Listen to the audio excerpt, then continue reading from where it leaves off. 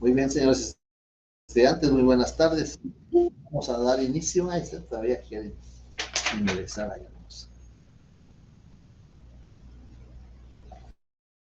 Vamos a dar inicio a nuestra sesión para el día de hoy.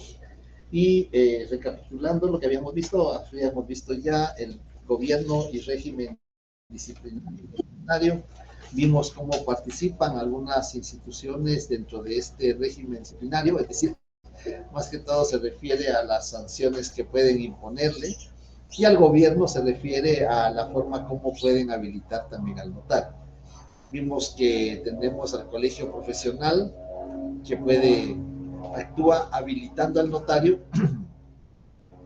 porque le confiere la colegiación profesional obligatoria, el número de colegiado. Entonces ahí está habilitando al notario. También vimos que el colegio profesional también puede sancionar.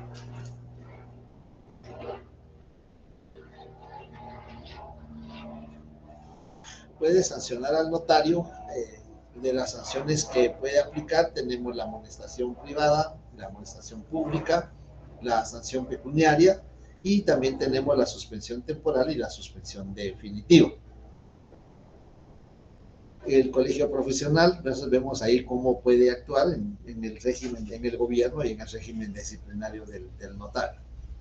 Vimos también que la Corte Suprema de Justicia participa habilitando. La Corte Suprema se va a registrar el título, la firma y el sello que vamos a utilizar.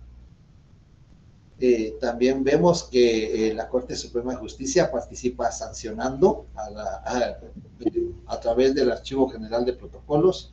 La Corte Suprema de Justicia puede sancionar, puede inhabilitar también parcialmente al notario o definitivamente.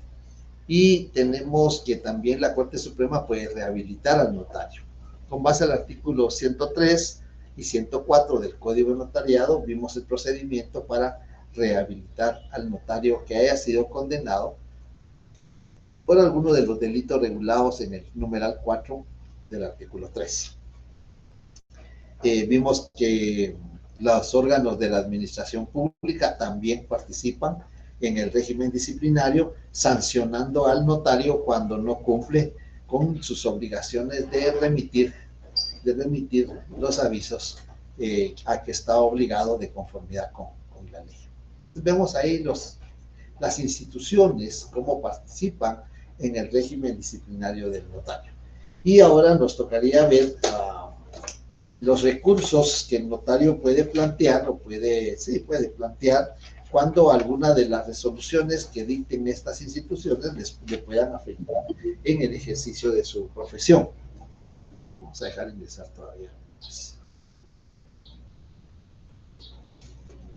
Vamos a encontrar los recursos que tiene regulado el Código de Notariado, y vamos a encontrar en el artículo 98 del Código de Notariado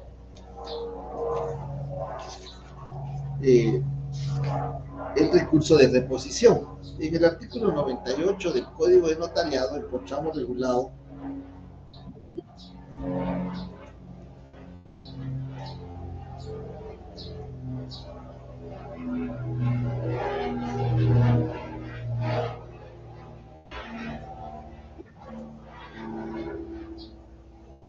vamos a encontrar regulado en el artículo 98 que para los efectos de esta ley, el Ministerio Público, ahora entiéndase Procuraduría General de la Nación o cualquier otra persona, tiene derecho a denunciar ante la Corte Suprema de Justicia los impedimentos del notario para ejercer su profesión.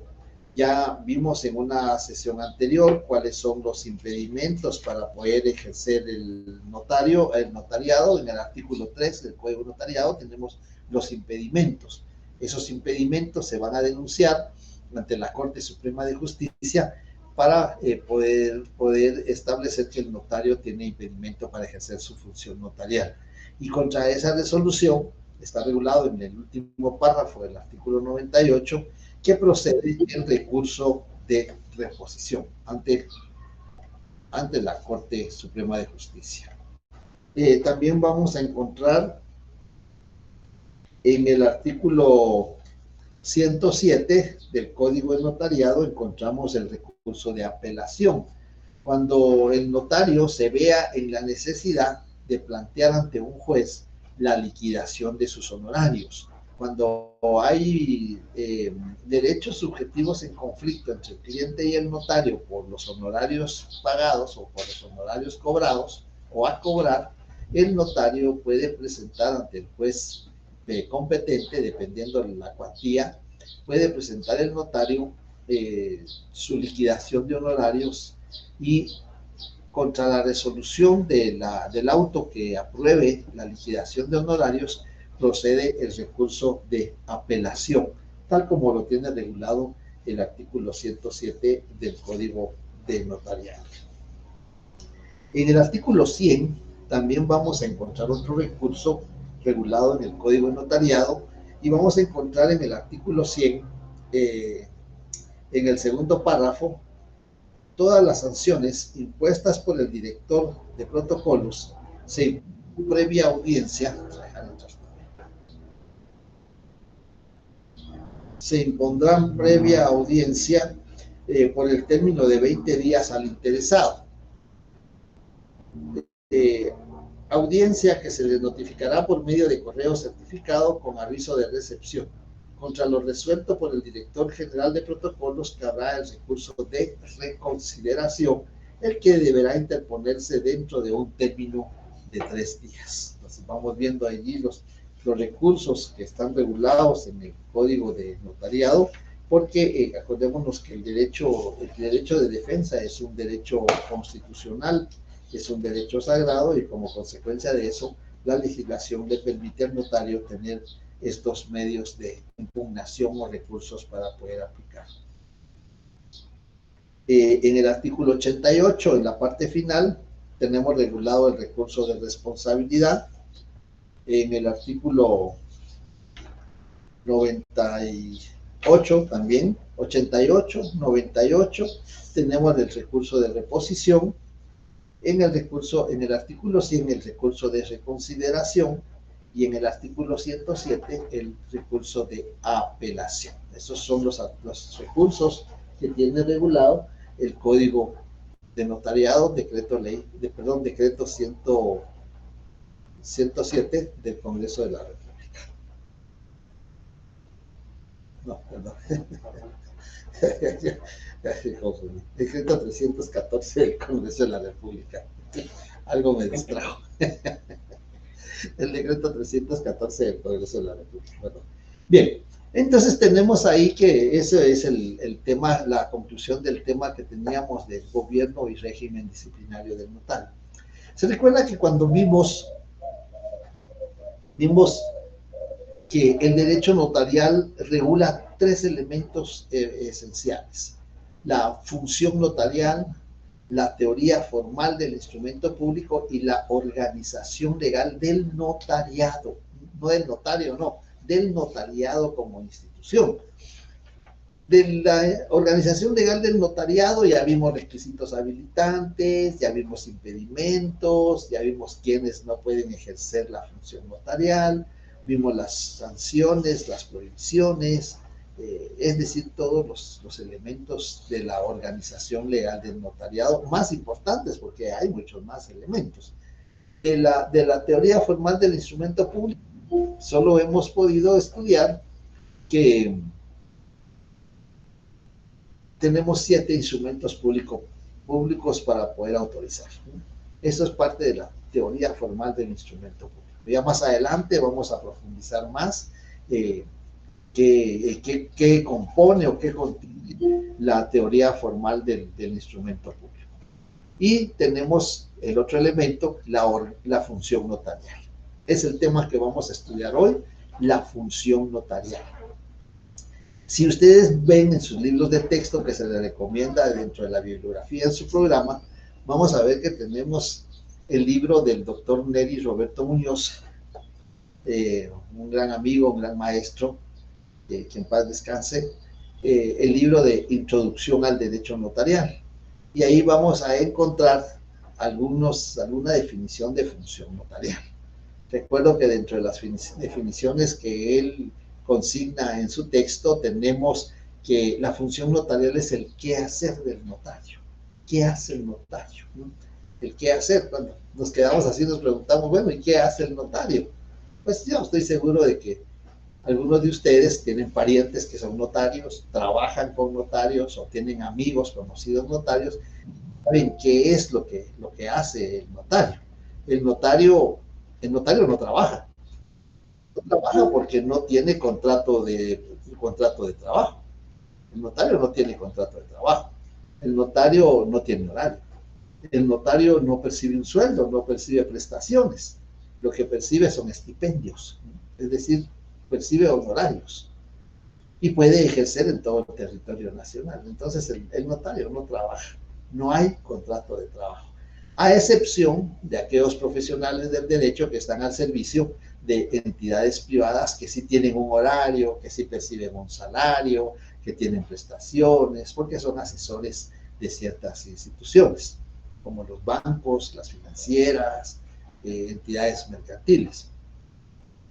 Pero ellos ejercen su profesión con un sistema diferente. Pero en sí el notario lo que ejerce es una profesión, ejerce una función profesional, servicios profesionales.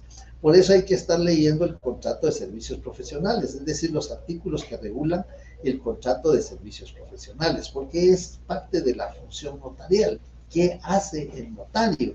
Bueno, cuando vimos que la definición del notario es un profesional del derecho encargado de una función pública que consiste en recibir, recibir, interpretar y darle forma legal a la voluntad de las partes. Eso es lo que el notario desarrolla, es el quehacer del notario.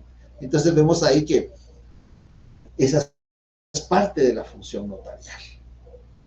Y ese quehacer del notario se traduce en un ejercicio profesional que se requieren conocimientos técnicos, conocimientos científicos y conocimientos jurídicos, principalmente, para poder ejercer esos tres elementos: recibir, interpretar y darle forma legal en el instrumento público a la voluntad de las partes. Eso es la función notarial. Pero la función notarial tiene actividades. Algunos tratadistas dicen que son funciones, pero la función notarial es una. Dentro de esa función notarial hay actividades que el notario va desarrollando. Dentro de esas actividades vamos a tener la actividad receptiva, que recibe la información. El notario recibe la información de sus clientes, qué es lo que ellos desean realizar. Porque es difícil que un cliente llegue y le diga, licenciado, necesito que me autorice un contrato de fracción de inmueble con constitución de servidumbre y reserva de usufructo vitalicio. Es difícil porque ellos le van a expresar conforme sus palabras. Y entonces el notario va a recibir esa información, le da forma legal a esa información. Es decir, de lo que le está manifestando la persona, el notario le va a dar forma legal. ¿Qué artículos voy a aplicar? Bueno, voy a aplicar el artículo de la compraventa, voy a aplicar el artículo de la compraventa con su modalidad de pacto de reserva de dominio, o con constitución de usufructo vitalicio, o con constitución de garantía hipotecaria. Eso es lo que va a hacer el notario al darle forma legal a la voluntad de las partes. Y por supuesto va a redactar el instrumento público adecuado. Tenemos 7 instrumentos públicos en el cual podemos nosotros desarrollar o plasmar materialmente la voluntad de las partes. Dentro de esas funciones o de esas actividades que el notario realiza, vamos a encontrar primero cómo surge, dónde surge la función notarial. No sé si tuvieron la oportunidad de ver un material que me permití emitirles de una película donde hay muchos elementos de la función notarial. Está el signo, cómo inicia el signo notarial, la insinuatio, cómo se da la insinuatio cuando le traslada a un personaje. El primer escriba de los babilonios está Edras, está el personaje ahí también, y vamos a ver que Dentro de esos elementos encontramos muchos antecedentes de que están regulados en la legislación guatemalteca del notariado. Y entonces vemos que esa función, esas actividades que el notario desarrolla, busca dónde surge la función notarial, cuál es la naturaleza de la función notarial. Para poder determinar esta naturaleza, de dónde surgió la función del notario, pues tenemos teorías. Hay 3 teorías que tratan de explicar la naturaleza de la función notarial. Dentro de esas teorías tenemos la teoría funcionarista de funcionario. En la teoría de funcionario tenemos esa teoría que postula que la función del notario surge como funcionario de la administración, porque en la antigüedad eran los faraones, los reyes, los que gobernaban, quienes tenían esa potestad y se la trasladaban al escriba, al chartulari, al notari, y entonces le trasladaban esa facultad. Surge como un funcionario de la administración. Y en Guatemala está regulado esa teoría funcionarista. Ya lo vimos en varias oportunidades en el Código Penal a quienes se les refuta o a quienes se les considera funcionarios públicos. Y dentro del apartado del Código Penal, donde se regulan las disposiciones generales finales, que se considera funcionarios públicos a quienes ejerzan una función pública. El notario ejerce una función pública, así lo regula la definición. Es el profesional del derecho encargado de una función pública. Solo ese término ya lo atribuye como funcionario público. Y lo vemos no solo en el Código Penal, donde se regula la categoría de funcionarios públicos, lo vemos también en el artículo 92 del Código Civil. Si vemos el acápite del artículo 92, funcionarios que pueden autorizar el matrimonio. Y cuando leemos el artículo 92, cuando regula qué funcionarios pueden autorizar el matrimonio, encontramos al notario. Ahí ya le dieron la categoría de funcionario. Ahí ya está aplicando la teoría funcionarista. Entonces esta teoría pues, tiene sus seguidores, tiene quienes lo postulan, y por supuesto, como acordémonos que hay notario funcionario administrativo, pues estos tratadistas se basan en establecer que esa es la teoría de donde surge la función notarial. Hay otra teoría también que regula o que pretende buscar cuál es el origen, cuál es la naturaleza de la función notarial. Y vamos a encontrar la teoría profesionalista de profesión. Y también esta teoría la regula la legislación guatemalteca. ¿Por qué regula la teoría? Ya vimos que regula la teoría funcionalista. Y vemos que ahora va a regular la teoría profesionalista de profesional. Porque en el artículo 2 del Código de Notariado se regula que para ejercer el notariado se requiere haber obtenido el título facultativo. Eso lo hace profesional. Es un profesional del derecho, encargado de una función pública.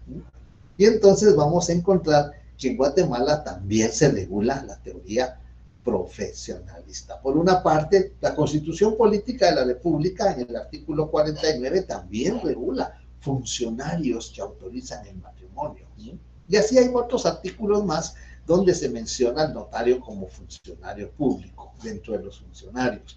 Vemos, por ejemplo, el 186 del Código Procesal Civil y Mercantil, los documentos extendidos por funcionario, empleado, notario, producen fe, hacen plena prueba. Otro artículo que lo regula con la teoría funcionalista. Y el artículo 2, donde se regula la teoría profesionalista. Entonces, cuando nos preguntamos, bueno, ¿y entonces qué teoría se sigue en Guatemala? Y vamos a encontrar una tercera teoría, que se llama teoría conciliadora o teoría ecléctica, con C, ecléctica, ¿sí? No me van a escribir ecléctica con P, porque con P es de eclipse. Y entonces eso no tiene nada que ver con derecho notarial. Es teoría ecléctica con C.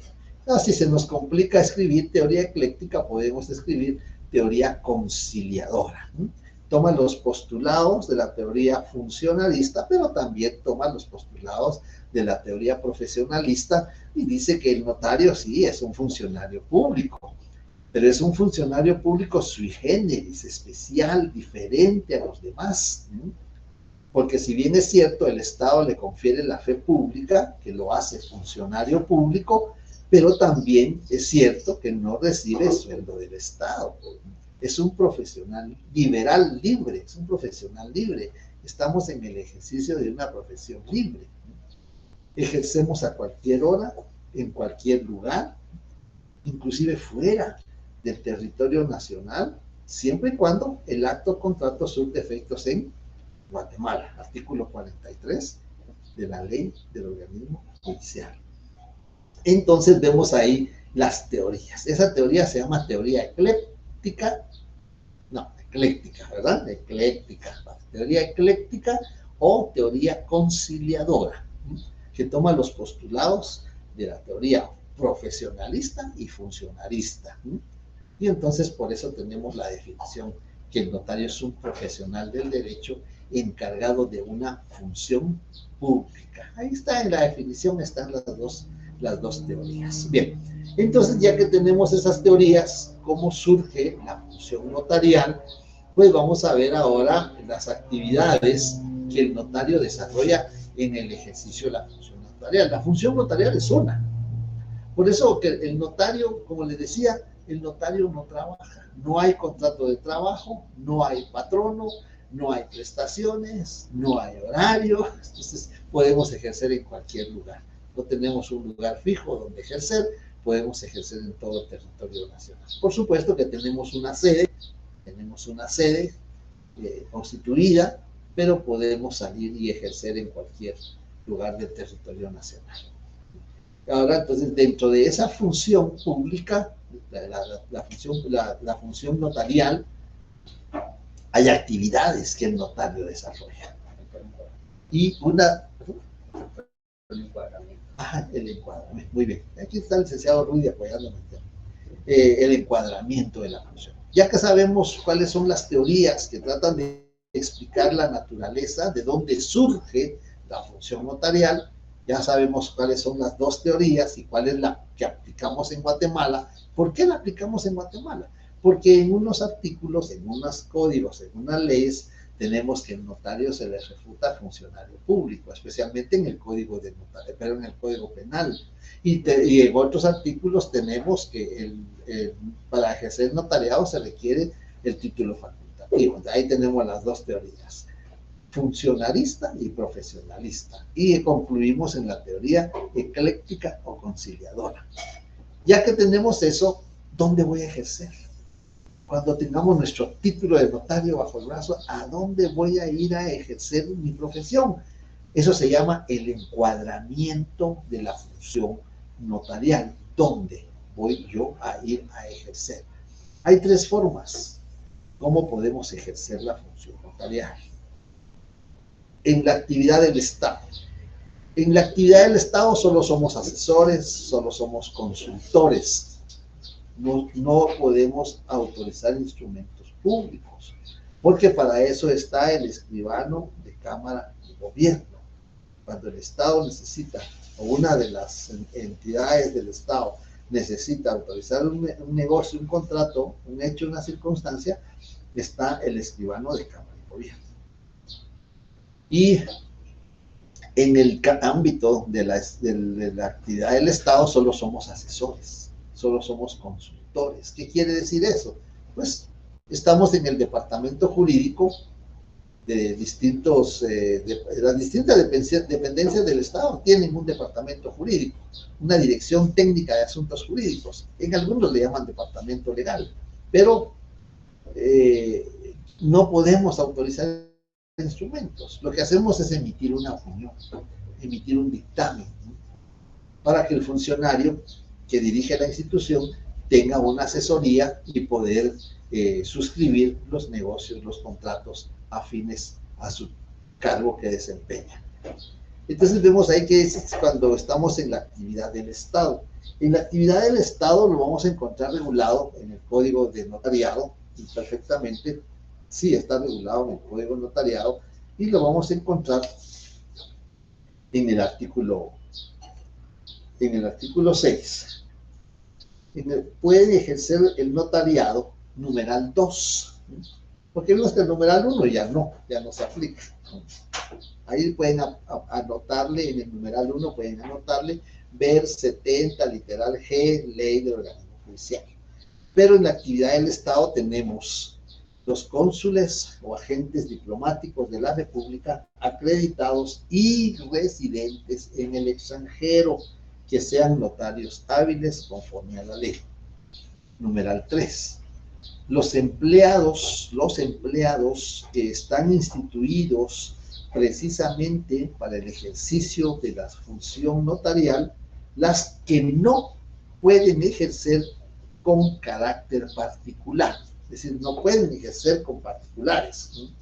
¿Quiénes son esos empleados que están instituidos para ejercer funciones notariales? Son solo dos. Uno, artículo 10, el escribano de Cámara de Gobierno. 2, el director del Archivo General de Protocolos, artículo 81 del Código de Notariado. Y los cónsules de agentes diplomáticos, pero siempre y cuando en el extranjero y que sean notarios. Entonces ahí tenemos en la actividad del Estado. También vamos a tener en el artículo 7, en la actividad del Estado, los abogados titulares de las instituciones de crédito. También ahí tenemos que son asesores. Y vamos a encontrarlo también en el artículo 5. En el artículo 5, numeral 2, encuadramiento en la actividad del Estado. Los abogados consultores, ¿ven? Los abogados, no mencionan notarios porque no podemos ejercer la función notarial, porque estamos recibiendo sueldo del Estado, ¿no? Los abogados consultores, consejeros o asesores, ellos son los que pueden ejercer la función, no pueden ejercer la función notarial con particulares, ¿no? Porque están al servicio del Estado, ahí están en la actividad del Estado. Esa es una forma del encuadramiento en la actividad del Estado. Otra forma de encuadrar la función notarial es en la esfera de los particulares. Pues en la esfera de los particulares instalamos nuestra oficina, nuestra notaría, despacho jurídico, como quieran ustedes llamarlo. Eso nos implica tener un local, nos implica tener mobiliario, nos implica tener las herramientas electrónicas, porque sin ellas ahora ya no se puede ejercer la función notarial. Se necesita asistentes, procuradores, todo lo que desempeña la actividad notarial en la esfera de los particulares. Ahí vamos a atender a nuestros clientes, no tenemos horario, no tenemos contrato de servicios profesionales, perdón, no tenemos contrato de trabajo, lo que tenemos es un contrato de servicios profesionales en la esfera de los particulares. Y luego tenemos un encuadramiento mixto. Un encuadramiento mixto quiere decir que el notario presta sus servicios profesionales medio tiempo con el Estado y medio tiempo con la esfera de los particulares. Y esto lo vamos a encontrar regulado en el artículo 5 también, en el numeral 2. Los abogados, consultores, consejeros o asesores, los miembros o secretarios de las comisiones técnicas, consultivas o asesoras de los organismos del Estado, así como los directores o redactores de las publicaciones oficiales. Se refiere al diario oficial, Diario de Centroamérica. Cuando el cargo que sirvan no sea de tiempo completo. Ahí está el encuadramiento mixto, ¿no? Mitad con el Estado, mitad con los particulares. Cuando el cargo que desempeñen o que sirvan no sea de tiempo completo. Entonces vemos ahí, tenemos el encuadramiento regulado jurídicamente en la actividad del Estado, en la esfera de los particulares y en forma mixta.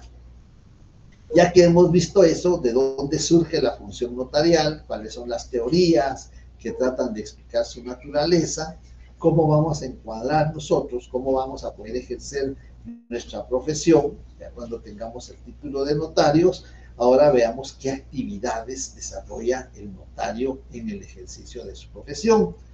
El notario tiene distintas actividades que va a desarrollar en la función notarial. Ese recibir, interpretar y darle forma legal tiene sus actividades. Y esas actividades, pues empezamos con la actividad receptora. La actividad receptora que está regulada en el artículo 1. El notario tiene fe pública para hacer constar actos o contratos a requerimiento de parte. Cuando las partes requieren nuestros servicios profesionales, ellos manifiestan y el notario escucha, recibe la información, qué es lo que la persona tiene deseos sobre qué o para qué. Y entonces vemos ahí la actividad receptora, receptiva. El notario va a recibir la información de las personas, qué es lo que pretenden realizar las personas. Ya que sabemos, hemos escuchado esa información de la actividad receptiva, vamos a tener nuestra actividad directiva, es decir, vamos a dirigir esa voluntad a una norma jurídica que puede ser del Código Civil o puede ser del Código de Comercio, dependiendo cuál es la intención de las personas. Vamos a tener la actividad directiva, llamada también actividad asesora.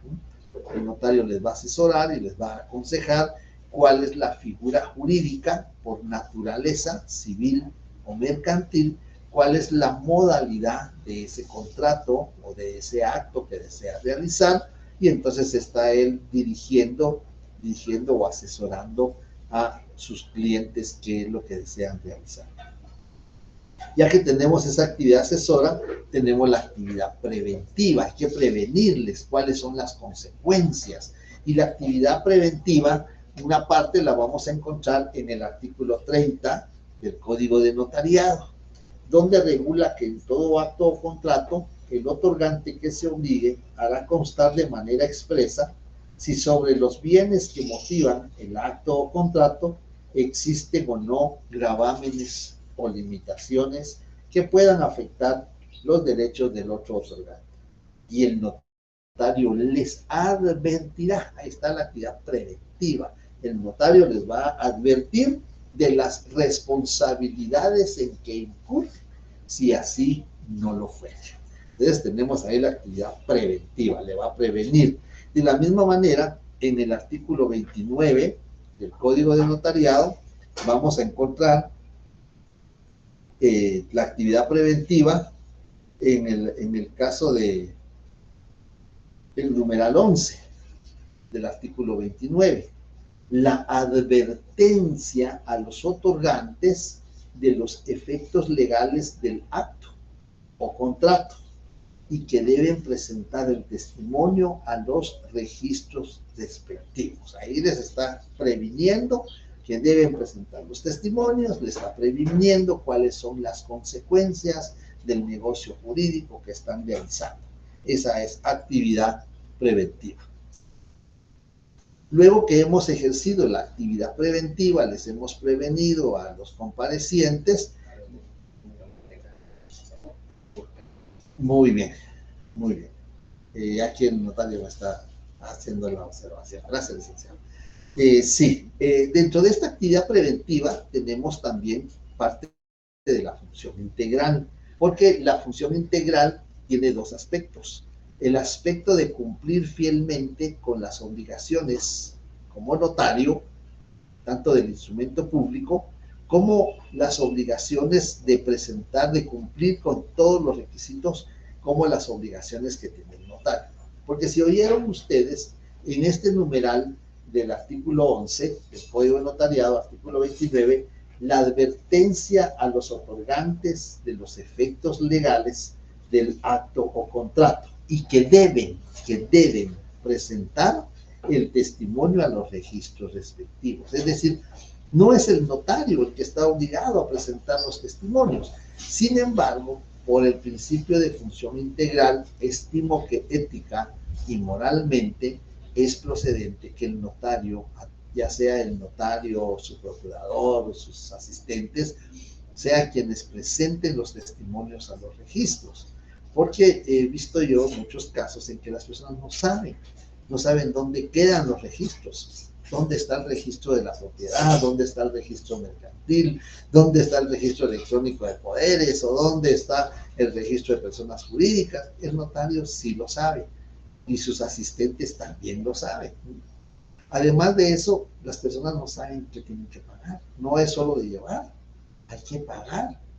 En el registro de la propiedad, en el registro mercantil, en el registro electrónico, hay que pagar para que inscriban los documentos. Y todo eso lo sabe el notario. Entonces, si bien es cierto, la ley no lo obliga, pero creo que ética y profesionalmente es correcto que el notario solo le entregue el documento con todas las inscripciones correspondientes. Entonces ahí tenemos entonces la actividad preventiva del notario. Luego tenemos otra actividad legitimadora. Va a legitimar, va a calificar. Actividad legitimadora, llamada también actividad calificadora. Va a legitimar si la persona que está ejerciendo el derecho le asiste, si es propietario, si es mandatario, si es acreedor, si es titular del derecho, va a legitimar. Y por eso creo que muchas escrituras le consignan es legítimo propietario, si ustedes lo han leído. Aunque eso es legítimo está de más, pero creo que es por la actividad legitimadora que el notario ya ha calificado, ya ha legitimado. ¿Y cómo se legitima? ¿Cómo se califica? Bueno, en el código notariado está. Vamos a ver primero qué tenemos que hacer. ¿Se acuerdan cuando vimos obligaciones previas? Pues tenemos que identificarlos. ¿Cuáles son las formas de identificar a los comparecientes? Vimos que si lo conocemos podemos dar fe. A quien doy fe de conocer. Ya lo estamos identificando, ya estamos diciendo que es la persona que está enfrente de nosotros y que va a firmar el instrumento público. Por el documento personal de identificación, otra forma cómo identificar a las personas, a los comparecientes. Documento personal de identificación. El código de notariado regula cédula de vecindad, pero ya no se utiliza la cédula de vecindad. Una ley posterior modifica la ley anterior. Artículo 50 de la Ley del Registro Nacional de las Personas. Es el documento personal de identificación, extendido por el Registro Nacional de las Personas de la República de Guatemala, Centroamérica. Ustedes leen su DPI, así está escrito en su documento personal de identificación. Entonces, ahí está legitimando el notario y está en el artículo 3 del Código de Notariado. Los instrumentos públicos contendrán, artículo 3, la fe de conocimiento. ¿Se dan cuenta? La fe de conocimiento. No si el notario lo conoce con anterioridad, no, la fe de conocimiento de las personas que intervienen en el instrumento. Entonces, ¿cómo lo vamos a redactar? A quien doy fe de conocer. Y en el numeral 4, la identificación de los otorgantes cuando no los conociera el notario por medio del documento personal de identificación, el pasaporte o por dos testigos. Ahí está, entonces, ¿cómo se identifica? Ahí está legitimando a la persona. Además de eso, si la persona está ejerciendo una representación, soy mandatario de Juan Pérez y vengo a ejercer los derechos de Juan Pérez o vengo a defender los derechos de Juan Pérez, ¿no? Soy mandatario. ¿Cómo va el notario a legitimar que es el representante? Bueno, si es mandato o mandatario, a través del testimonio de la escritura de mandato, el que debe estar inscrita en el registro electrónico de poderes. Y si el mandante es comerciante, si es comerciante, también debe estar inscrito en el registro mercantil general de la República. El notario va a calificar que cumpla con esos requisitos. Ahí está legitimando el notario. Y eso está en el artículo 5, perdón, numeral 5 del artículo 29, artículos numeral 5. Razón de haber tenido a la vista los documentos fehacientes que acrediten la representación legal de los comparecientes en nombre de otro, describiéndolos. Bueno, si es un mandato, tengo que describir el testimonio de la escritura pública número 5, describiéndolos, indicando lugar, fecha y funcionario. Testimonio de la escritura pública número 5, autorizada en esta ciudad el 20 de octubre del año 2016 por el notario, si es testimonio.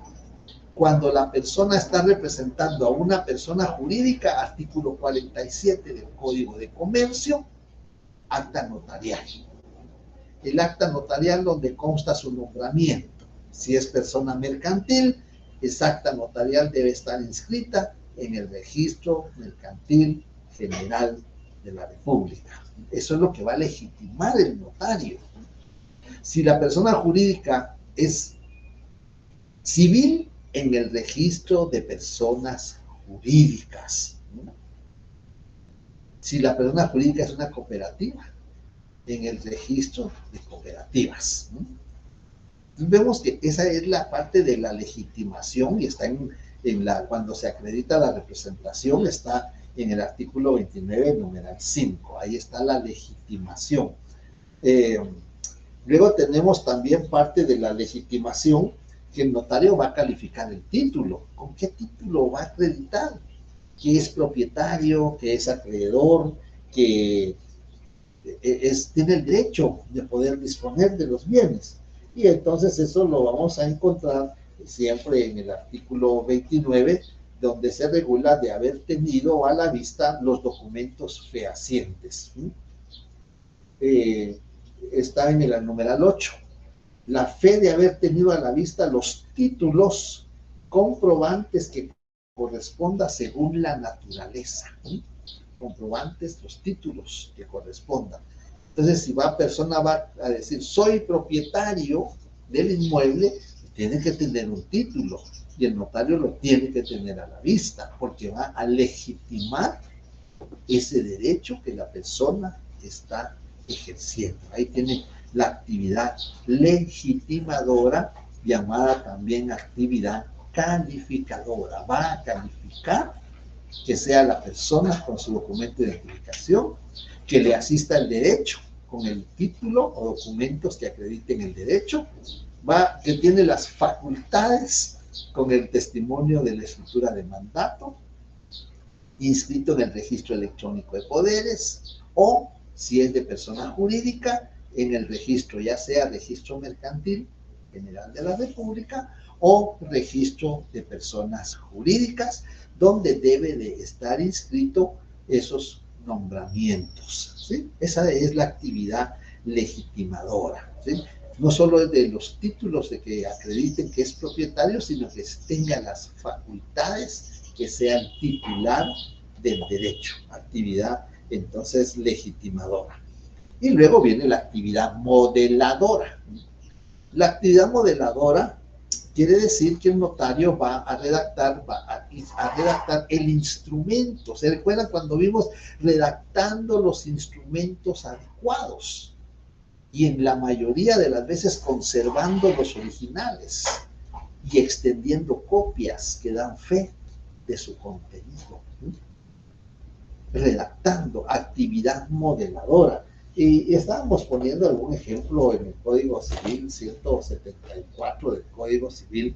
El notario va a poder determinar qué instrumento público es el que va a redactar o autorizar, ¿no? Porque acuérdense que tenemos 7 instrumentos públicos para modelar en el instrumento público la voluntad de las partes. Veamos un ejemplo que nos da esa orientación. En el artículo 174 del Código Civil se refiere a la unión de hecho. La unión de hecho, ¿no? En el artículo 173, ahí está, qué requisitos para la unión de hecho, quiénes pueden pedir la declaratoria, cómo se hace constar. En el artículo 174 del Código Civil, la manifestación a que se refiere el artículo anterior se hará constar en acta que levantará el alcalde.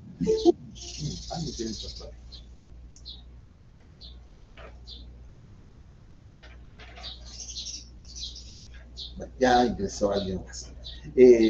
La manifestación a que se refiere el artículo anterior se hará constar en acta que levantará el alcalde. Oigan, esto es lo importante.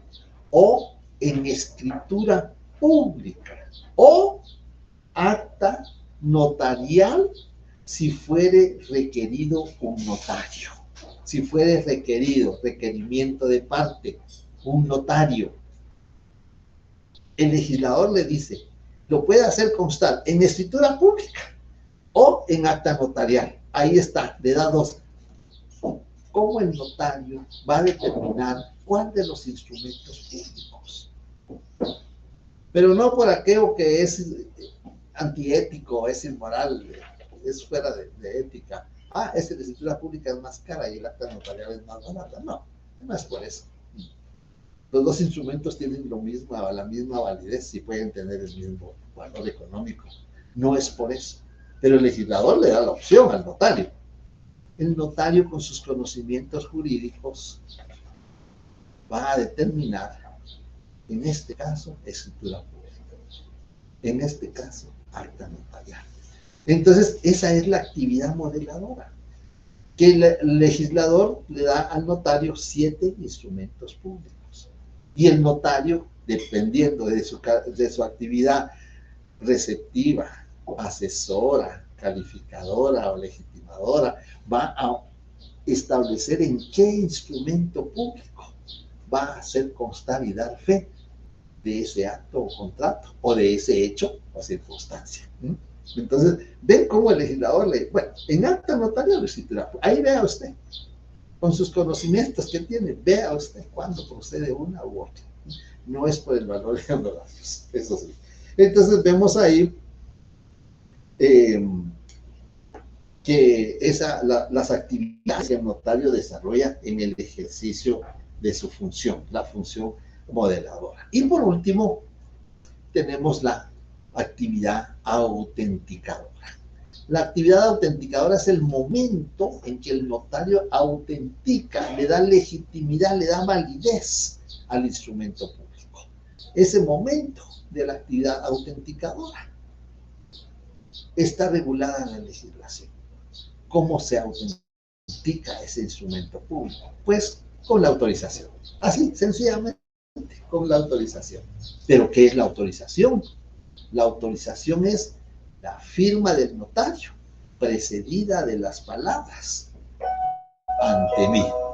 Esa es la autorización, la firma del notario, precedida de las palabras ante mí. Y si el notario fuere el propio otorgante, precedida de las palabras por mí y ante mí. Esa es la. ¿Y dónde está regulada la autorización? Pues tenemos varios artículos donde está regulada la autorización. Tenemos el 29, numeral 12, que regula la firma del notario precedida de las palabras ante mí. También tenemos el artículo 186, que regula que los documentos expedidos por notario producen fe y hacen plena prueba. Actividad autenticadora. También tenemos el artículo 77 del Código de Notariado. El notario no puede utilizar firma y sello que no hayan sido registradas en la Corte Suprema de Justicia.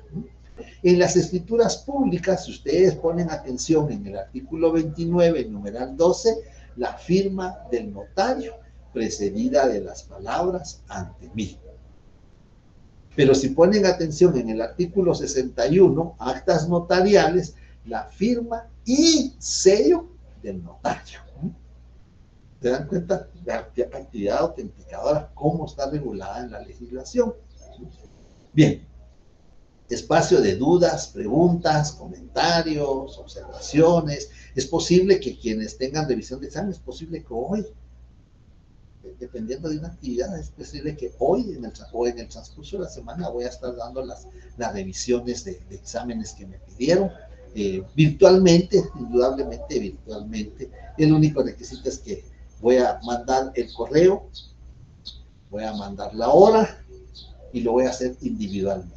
¿Sí? Creo que me va a dar tiempo, unos 30 minutos por estudiante para hacer la revisión, y el único requisito es que abra su cámara. Ese es el único requisito para que yo le muestre su examen y vea cómo está calificado y le explique o que plantee sus dudas. ¿Sí?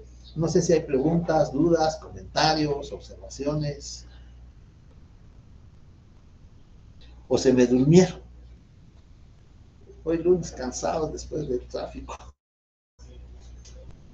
¿No se me durmieron? No, parece que no. Ya Jennifer ya me despertó ahí. ¿Ve? Ahí está también.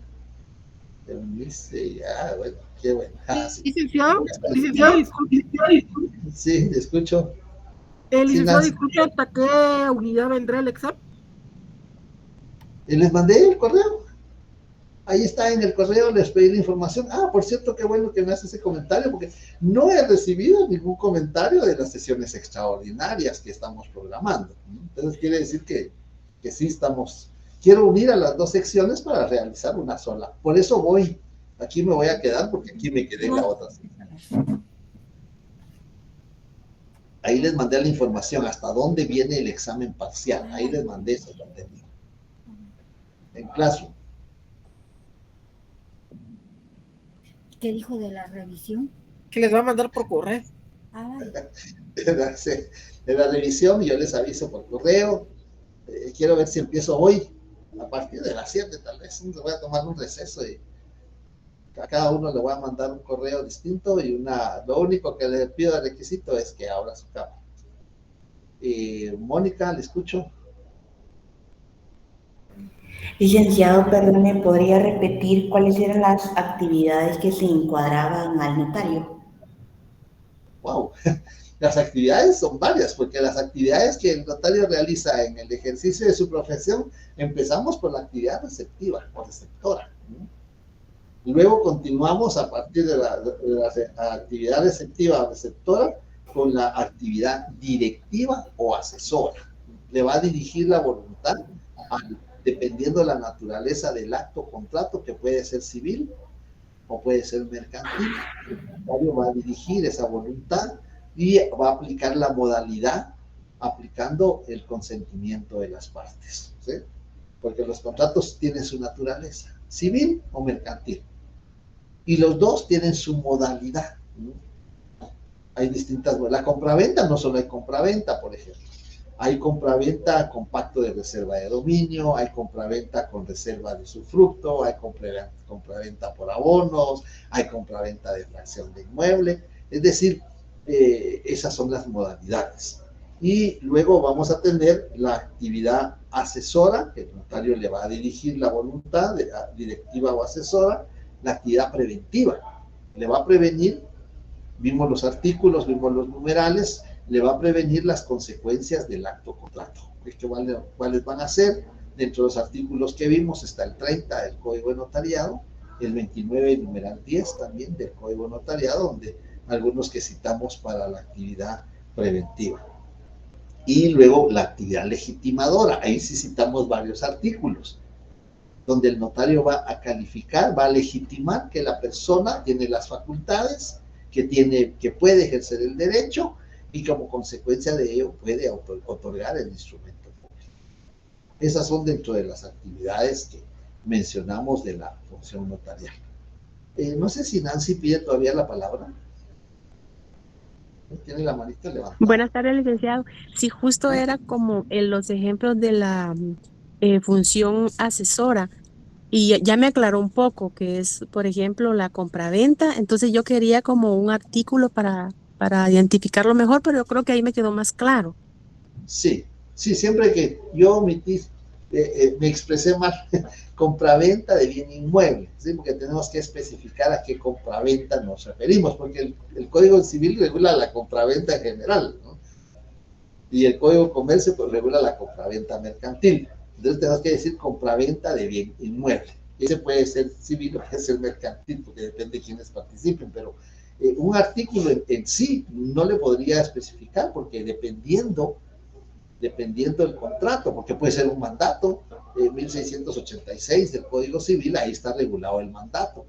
Puede ser un mandato especial, o puede ser un mandato general, o puede ser un mandato general con cláusula especial, o puede ser un mandato judicial. Entonces, esas son las modalidades, ¿no? Entonces, en sí, solo un artículo, yo lo que le puedo dar son ejemplos como estos. El mandato judicial, recuerde que está regulado en la ley de organismo judicial. Y entonces, esas son las modalidades. El mandato es el mandato, ¿verdad? Sus modalidades con cláusula especial, mandato especial, mandato judicial, con representación, sin representación. Esas son las modalidades que pueden haber. Muchas gracias, licenciado. Muy bien, Nancy. Bien, entonces, como no me hicieron comentarios de las sesiones extraordinarias, están para el 10 y el 11.